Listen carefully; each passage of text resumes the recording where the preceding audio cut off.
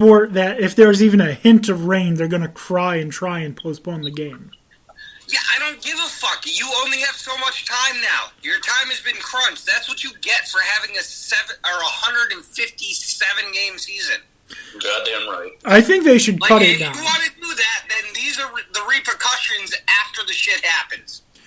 And you know what? Do you know what they should do? And I'm typically against this, but do 81 games, so half the season, and then expand the playoffs to, you know what, just let everyone play in a fucking series tournament to finish the season. Yeah. Just play them down, bracket-wise. Yep. Singles. Yep. That'd be pretty cool. Yeah.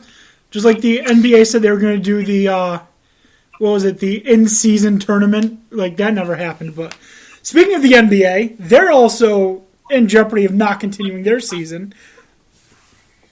I saw that coming. And they said they'll delay up until Labor Day if necessary, and then if it goes beyond that, then they'll just call the season lost. Yeah.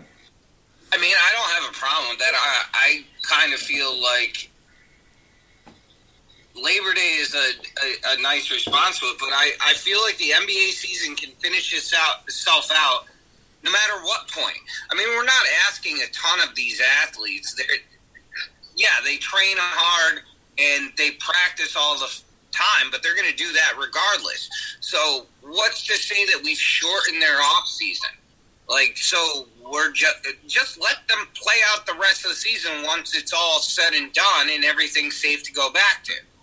Will we shorten the off season, or do you think they'll delay the next season by some sort of margin? Obviously they'll try and shorten the delay to a degree, but do you think they're going to take out multiple months of off season? Honestly, I mean, that's a good question, because you're asking whether or not we're going to start shifting sports timelines. Yeah. I could see them if this goes on for 2 to 3 months, which some people are saying it's going to. I could see them delaying next season by a month across the board. The leagues just kind of all agree. All right, everyone's gonna delay the start of their season a month, and then we'll get back to normal. Next the following year. I mean, that's a possibility. I mean, but I don't have a problem with the NBA pushing their season further, because what does it really matter to them? It's not like weather's a condition in this scenario. So why aren't we playing out the rest of the regular season, regular season playoffs? Why is that an issue? They're not, as long as they can, the stadiums that have to deal with it being ice time as well, why does that make any difference? Well, so for me, honestly, I think the smarter thing to do would be to consider this season a loss and then just restart the NBA normal time next year instead of affecting 2 seasons. Just kill this one, start normal next season. But I disagree with that, because then what have you done for this year that makes it matter? What? So this season was an exhibition? Basically. That's hard for me to wrap my head around, because obviously these players were playing for something. How many games did they get in? There were only 10 games left.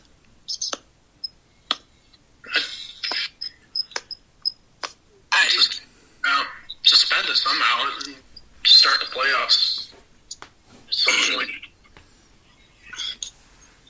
I mean, they're basically getting off time now, so it's one way of looking at it. Yeah, I find it hard to believe that any of the major leagues are going to cancel the season, if at all possible. College, obviously a different story. I don't think there's any coming back for a late March Madness or anything like that. I think that's that's done. Yeah, you got a lot of students that are graduating, going on to the draft, and you got others that are just going to their next year of playing, and it honestly stinks the most for them because the March Madness is so crazy, especially that like a lot of teams that might have made an impact aren't going to be able to.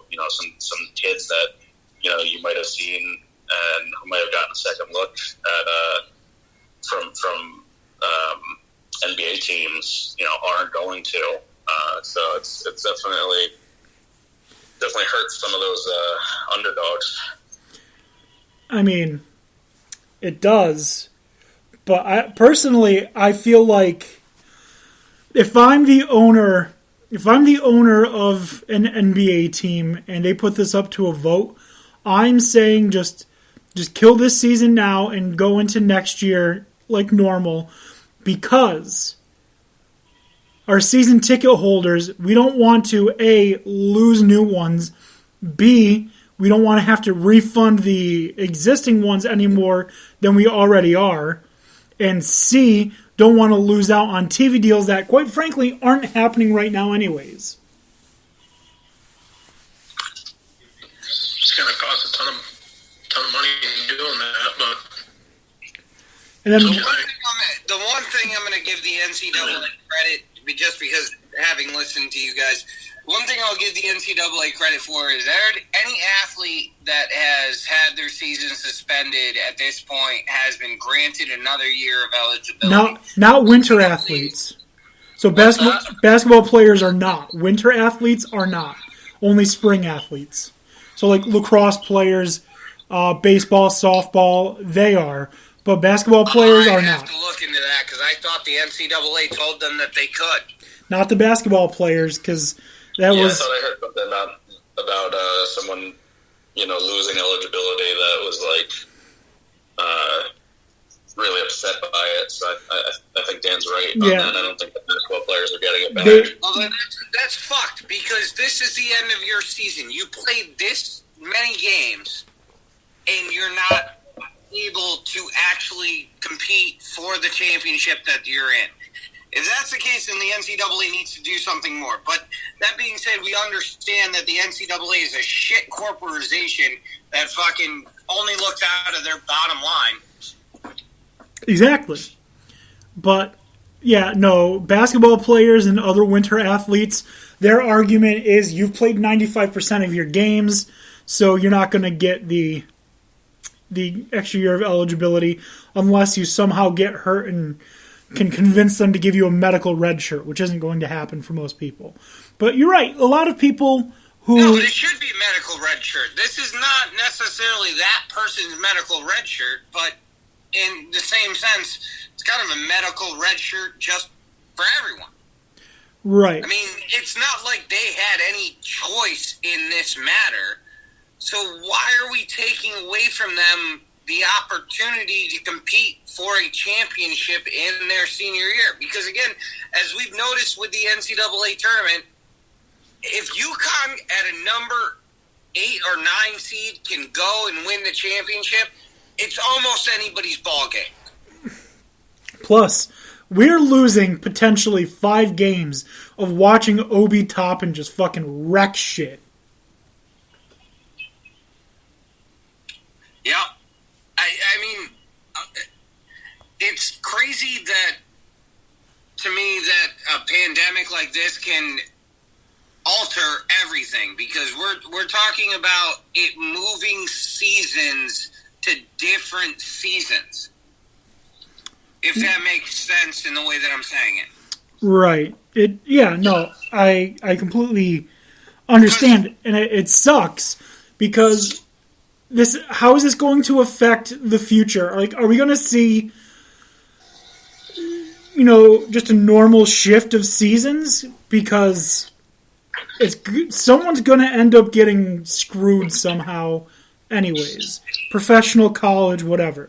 It's not going to be an easy thing, and a lot of people, unfortunately, are going to end up losing out either health or money by shortened seasons. Like, everyone thinks that these players are all millionaires, but what about guys that are like on those 10-day contracts or in the G League? They're not making that much. Like, Like, if you play for the Westchester Knicks, you're making like what, $100,000 a year, which is a lot of money. But have you ever lived in Westchester County? It's expensive. Well, are you from Westchester? No, I don't want to live in Westchester County because it's fucking expensive. Yeah, I mean, it'd be nice to live in Westchester County because I hear like Scarsdale and shit are nice, but we've got. Yeah, New Rochelle is a lot of fun to have.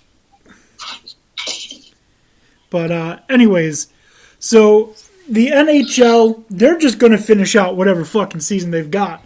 They've already said we plan to resume the season no matter what.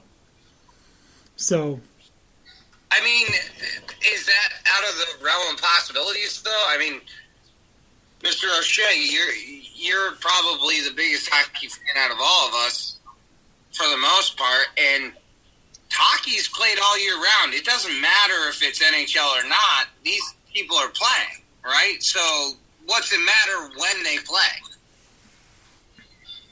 Yeah, I can imagine that, real height of summer might present some challenges if there's any warmer located teams in the playoffs. Sometimes it's hard to keep that ice cold in a big stadium. But they've done it through, May and June before, so I'm sure they could find some way of addressing that challenge or moving the games or something like that. The only problem would be giving an adequate offseason, enough time for players' bodies to heal and whatnot, before the next season starts. Especially with the NBA. If they go into September, they get 3 weeks of offseason and then into the next season.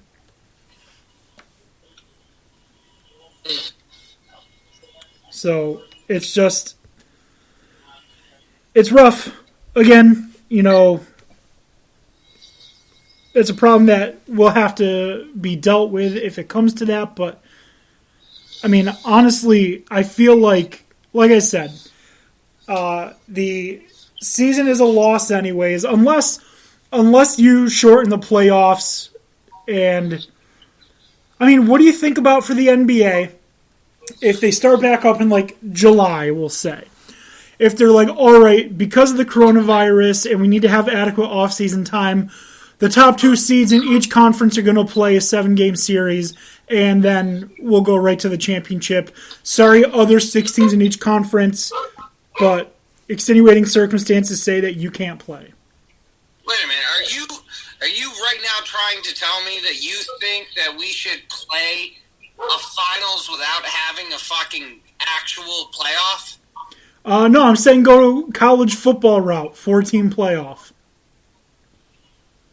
So you're just taking the best. I don't know. I'd have to look at the stats for that because that seems a little over the top. Which yeah, and I don't think the owners would agree. Obviously the top 4 owners would be like, "Oh yeah, sure, free." No need to worry about any of these other teams beating us and getting into the playoffs. But I think all those other seeded owners would be like, no, we've got a shot here. Then shorten all of the series to right now, right? Yeah, I'm looking up the rankings for the NBA. Yeah, I can see them going back to 5-game series for some of the first series, or implementing the mercy rule that's been talked about before, which is I think if you lose 3 games, then it's over. If you win 1 before you lose 3, then you get a full series. But if you lose 3 in a row, then they just say you're done. Or you could just make all of the rounds a 3-game series until you get to the finals, and then do 5. I know that nobody can see this as we're talking, but I'm enjoying the fact that I just see Dan Sealing every day. Sometimes my head pops in. Yeah, no, every once in a while, but like just straight shot of the ceiling. Maybe I think that's a cup. Soda can. Nope.